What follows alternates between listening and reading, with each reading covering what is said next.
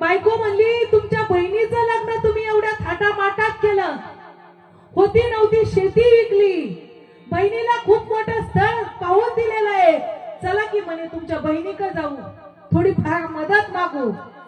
तो म्हणत होता नको ग, आपण आपलं दिसतं, पण बहिणी ग नको, पाहुण्याच्या दरवाजात नको. पण बायको काय ऐकणं, बाईच्या जातीला आशा लई, आम्हाला आहे ना आशा खूप असते, खूप खूप, आणि चिकट पण आम्ही तितक्याच. तुम्ही रिक्षात बसा, नोट काढून देतात, आम्ही आधीचे भाऊ इथून तिथं जायचं, किती घेशील? तो म्हणला 50, तर आम्ही म्हणतो 30.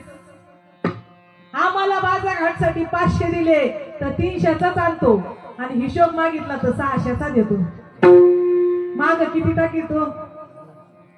200. लय चिकट, अति चिकट जात, आणि आशा तर लय. चला म्हणे तुमच्या बहिणीकडे जाऊ. शेवटी बायको ऐकणं म्हणून हा बहिणीकडे निघाला.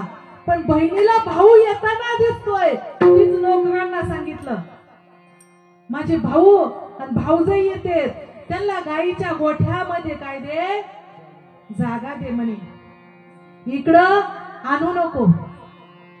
भाऊजाईला आणि भावाला गाईच्या गोठ्यात झोपवलं. कुत्र्याला टाकण्यासाठी ज्या भाकरी होत्या, शिळ्या भाकरी, त्या खाऊ घातल्या. कशी बशी रात्र त्या भावाने तिथं काढली. बिझनेसचा अनुभव होता. बिझनेस मध्ये अपयशी झालेल्या व्यक्तीला विचारा तुम्ही, जीवनात सक्सेस व्हायचं असेल तर सक्सेसफुल माणसाची कधीच भेट घ्यायची नाही. जो अपयशी झालेला आहे ना त्याला भेटायचं, तुम्हाला यश भेटेल.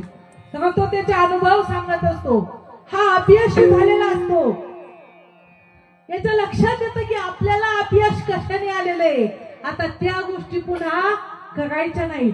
पुढे गेला आणि पुढच्या गावामध्ये छोटा गाडा लावला. गाडा लावता लावता मोठं दुकान केली. मोठी दुकान करता करता 10-5 दुकानी झाल्या. 10-5 प्लॉट, 10-5 बंगले, 500 एकर शेती. आमदार मंत्री झाला. आणि मंत्री झाला पुन्हा त्याच बहिणीच्या गावात त्याला यायचं होतं. बहिणीला कळालं माझा भाऊ ह्या गावात आज येणार आहे, म्हणून बहिणीने काय ते फुलांचे फुलगडे टाकले, काय तो थाट, काय ते ही. जसं भावाच्या हातात अंगठ्या होत्या, भाऊजाईच्या हातात अंगठ्या होत्या, भाऊजाईच्या गळ्यात सोनं होतं, चौरंग, रांगोळी, फुलं, असा थाट केलेला, जेवणाचं पाची पक्वान्न वाढलेलं. पण भाऊजाईने आणि त्या भावाने एक घास खाल्ला नाही. घास घ्यायचे आणि ती सोन्याला दाखवायची आणि पुन्हा बाजूला टेकवायची. घास घ्यायची, अंगठीला दाखवायची, बाजूला टेकवायची. भाऊ घास घ्यायचा, अंगठीला दाखवायचा, बाजूला टेकवायचा.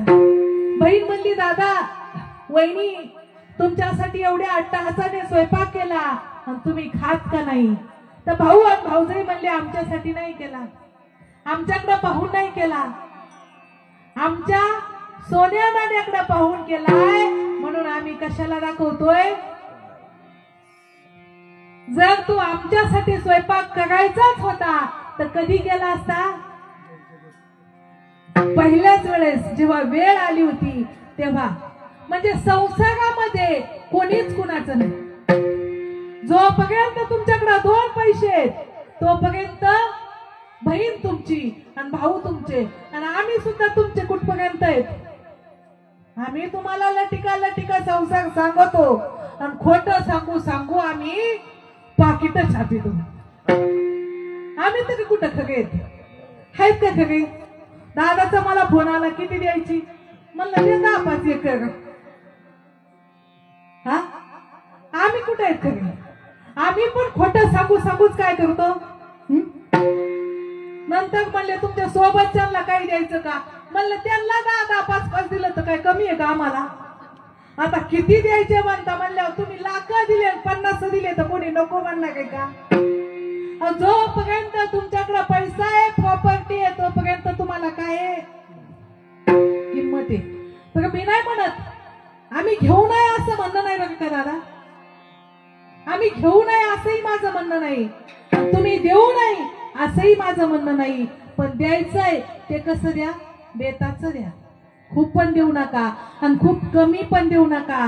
त्याच्या पाठीमाग सुद्धा काय आहे? संसार आहे, लेख आहे, बाळ आहे. आज हे दादाची बायको डिलिव्हरीला गेलेली आहे की नाही? उद्या दवाखान्यात नेऊन टाकलं, सीझर सांगितलं, लाखभर रुपये लागले तर कुठून लावीन बघा बिचारा? लावीन का? बघा आम्ही म्हणतो आम्ही तुमच्या गावातून निघालो आणि जाता जाता आमचा ऍक्सिडेंटच झाला ना आम्हाला 10-5 लाख लागले तर तुम्ही पाठीमागे पुन्हा? खरं सांगा, वर पोट करा, कोण पाठी? बाप्पा, देण्याची सुद्धा भावना नाही हो. आम्ही कुठं मागायलो तुम्हाला, पण एकानी वर पोट केलं नाही. एकानी आमच्यासाठी सोडा, ते 2 भाऊ गेलेत, आम्ही गेलोच नाही, पण ते 2 भाऊ गेलेत, त्यांना छोटी छोटी लेकरं आहेत हो. आज त्या दोघांचा संसार उघड्यावर आलाय. केला पाहिजे की नाही विचार? जगामध्ये माणूस शोधायचा असेल तर माणूस माणसात शोधा, आणि संतांनी सुद्धा माणूस माणसात शोधला. जे का गांजले जो आपुले तो रंजले गांजले दासी मने जो आपुले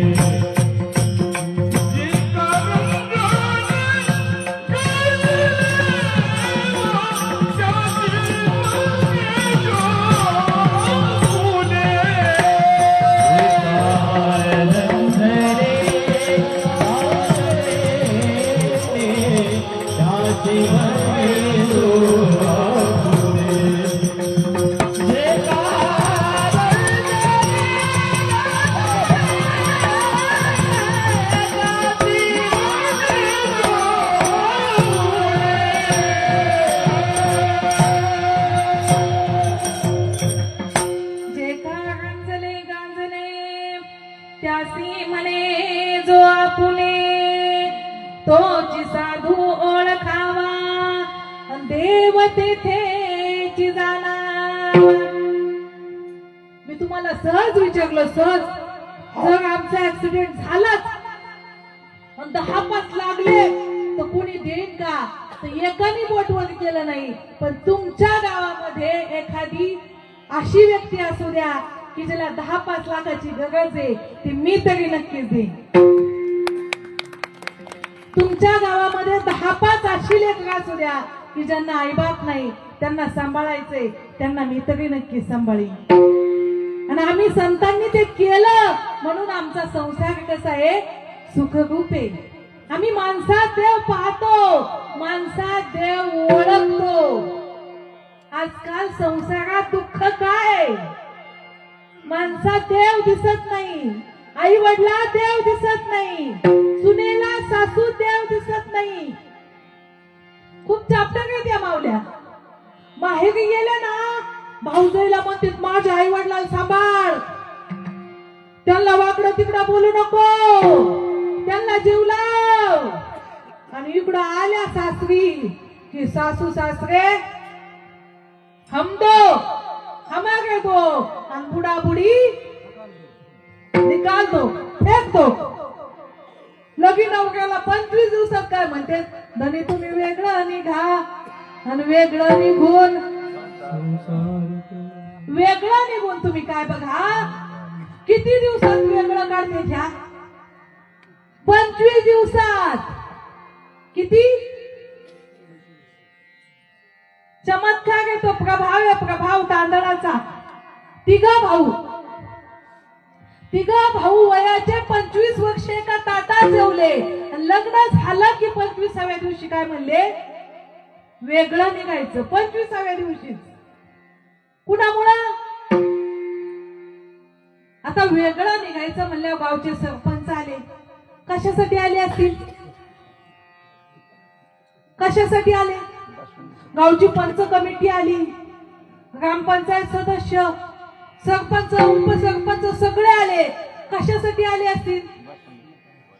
वेगळं निघायचं म्हणल्यावर पहिलं काय लागतं? काय करावं लागेल? यांच्या वाटण्या. मोठा भाऊ म्हणला तुमची काय गरजच नाही, माझ्या बापाला 30 एकर शेती. आम्ही भाऊ किती किती किती वाटून येते? 10 एकर द्या की. त्यांचं बोलणं थोडंच गप केलं. अहो सरपंच पुढे आले म्हणले, हे बघ शेती 10 एकर वाटून भेटल, पण आई वडिलाला कोण सांभाळील? मधला भाऊ म्हणला सालाचे महिने किती? आम्ही किती भाऊ आहेत? 3. एक एकाला किती येतात? आम्ही आई वडील आळीपाळी दे 4 महिने. एवढा वेळ बाप ढगाकडे डोळे लावून बघत होता, ऐकत होता. आई वडिलांच्या वाटण्या म्हणल्या बापाला थांबवलं नाही. बाप मुलांना म्हणतो अंगातल्या कपड्या निष्ठी बाहेर पडा. तुमच्या तिघांनाही आळीपाळीने 4 महिने मी सांभाळतो. एक बाप 3 मुलं सांभाळू शकतो, पण 3 मुलं आई बाप सांभाळू शकत नाही. देवाला शोधता कुठं? देव आला कुणासाठी? तो विटेवरचा विठ्ठल पांडुरंग परमात्मा आला कुणासाठी? पुंडलिकासाठी आला. किती युग असली त्याला येऊन? युगे 28. कुणासाठी आला? आई वडिलांसाठी आला. आई वडील केवळ तेने न जावे तीर्थाशी. आई वडिलांच काशी आहे. आई वडिलांमध्येच देव पहा. तसं नाथ काय म्हणतात, मला आता प्रतीती आली. आणि काय प्रतीती आली? ते अभंगाच्या द्वितीय जगन्नाथ